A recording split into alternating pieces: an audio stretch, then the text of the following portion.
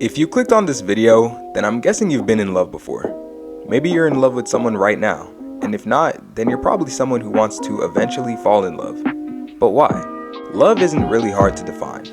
A feeling of intense affection for something or someone. That's true, but this intense affection could mean different things depending on the context. The way you love your favorite movie, favorite food, favorite game is not the same way you love your pet, your friends, your family, or your partner. You don't choose your family. You do choose your friends, but choosing a partner means more, allegedly. Because this is someone who you could create a soul tie with and maybe eventually create a brand new life with. Human biology and psychology shows us that we crave intimacy, and while romantic isn't the only form, it's the one many of us crave the most. But is this healthy? And in this modern age, today's current society, is our obsession with falling in love slowly killing us? And if it is, what led us to this point, and what do we do about it? Disclaimer before the video, I'm still very young, I still have a lot of life experience ahead of me, but these are my opinions right now. Take everything I say with like a giant boulder of salt. Also, I'm a dude, so I'll be referring to something specifically from the straight male perspective, but this video is for everyone, girls, guys, everyone in between. Part 1. You are being lied to.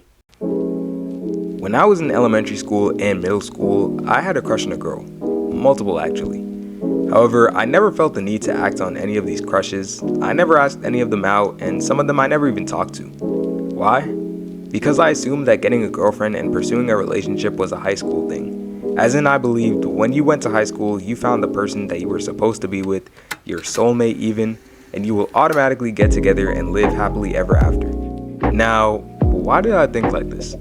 Because I saw it in High School Musical.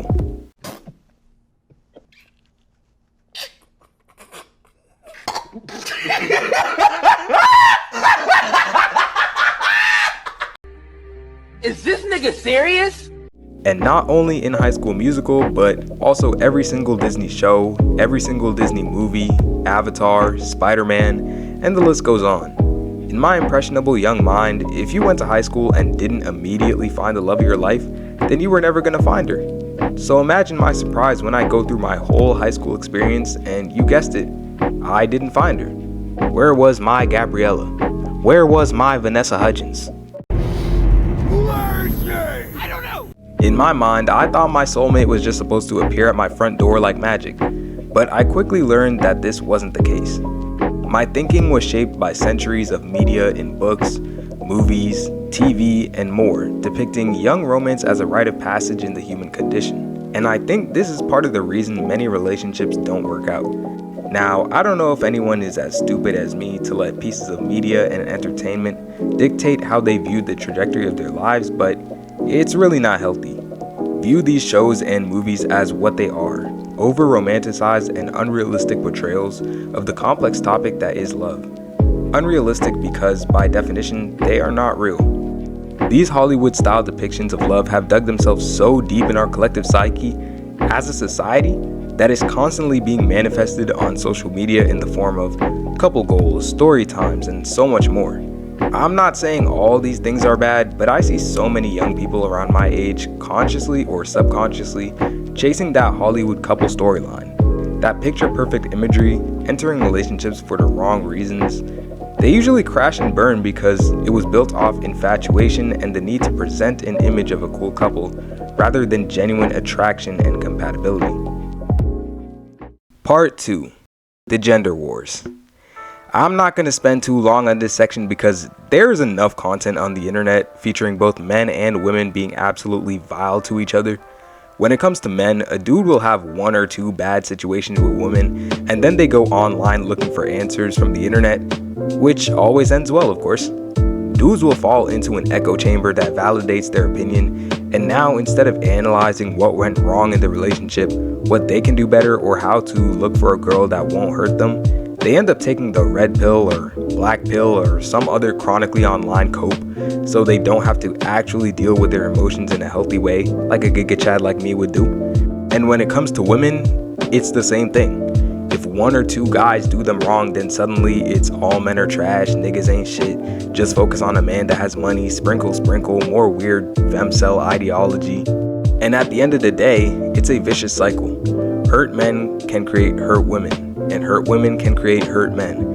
And these emotionally repressed people then go around thinking it's okay to hurt people in relationships just because it was done to them.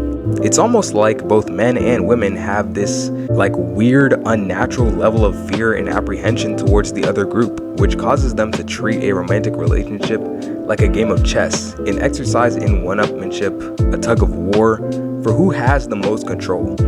Well, I'm here to tell you that that's not okay. This is part of the reason that it's definitely harder to fall in love now, because a lot of the internet and even dating apps like Tinder, Hinge, make dating seem more like a transaction than an emotional connection. And I know that there's many people who don't think like this. People who aren't brain rotted by the mainstream media or internet discourse.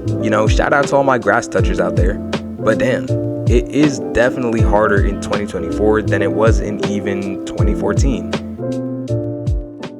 Part 3. Being a hopeless romantic will kill you. The gender wars have placed such a pressure on treating romantic relationships like a competition with the winner and a loser, and the fact that unrealistic portrayals of romance are seen in every facet of media also contributes to a tunnel vision. This tunnel vision is that a lover, partner, significant other, whatever you want to call it, that type of relationship is the only important relationship, the one that will immediately fulfill you and make your life worth living. However, this couldn't be further from the truth. You need platonic friend relationships, you need acquaintances, you definitely need family, and most importantly, you need to have a good relationship with yourself. Now, while it's easy to say, bro, you just gotta learn to love yourself, it's way harder to actually do it. Loving yourself is not easy. It takes time to build confidence in your abilities, your looks. It takes time to build an internal philosophy and mindset. It takes time to build relationships with friends and family that can influence your thoughts of yourself. Loving yourself can take years. And so people think, instead of doing all that, they'd rather just find someone else, and this other person will then give their life purpose and value. What they don't realize though is that falling in love and cultivating a romantic relationship can take just as much, if not more work. And more importantly, it's not healthy and it's not fair to the other person to put the entire weight of your self-worth onto them. They are their own person, not a perfect character to support your character arc like you're in a movie. Now, this is not a video to cope and say that you don't need romantic relationships. It's healthy to want one, and it's healthy to put in the effort required to meet someone and fall in love. But we need to stop daydreaming about a perfect manic pixie dream girl or Prince Charming that, I'm telling you right now, they don't exist. Do not neglect the other important relationships in your life, friends, family, and everyone else, by just searching for this one relationship. Also, I don't believe in soulmates. At least I don't believe there's one single perfect person out there for you. I think there's multiple. In a world of 8 billion people, it's very unlikely you'll come across that one perfect person just because there's so much people to get through.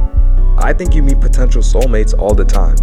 People you just have an unexplainable spark of connection with. This connection could turn romantic or it could just be platonic. I believe that everyone carries around a certain energy that just mixes well with some people, like yin and yang, like a key and a lock. Your energy won't fit with everybody, and that's okay. Don't freak out about it. Not everyone is for you, and you are not for everybody. It's up to you to discern the vibes and see who likes your energy and whose energy you like. And if they happen to be a baddie, then everything's great. Okay, so basically all of that yap was to say that romantic relationships are big, but yearning for them shouldn't be the biggest thing in your life. You should have hobbies, goals, and other types of relationships that fulfill you. You're not less of a human being if you don't have a lover. If you've never had a girlfriend or boyfriend, it's okay. Just lock in, focus on yourself, let the universe guide you, and everything will work out. Yeah, so this video is kind of mature. I'm deadass preaching low-key, but yeah, I'm sorry if this was just rambling, but hopefully it helped at least one person feel better or at least help someone learn something. I don't know. If you like the video, subscribe, it would help a ton. And yeah, it's your boy XO Dash signing out.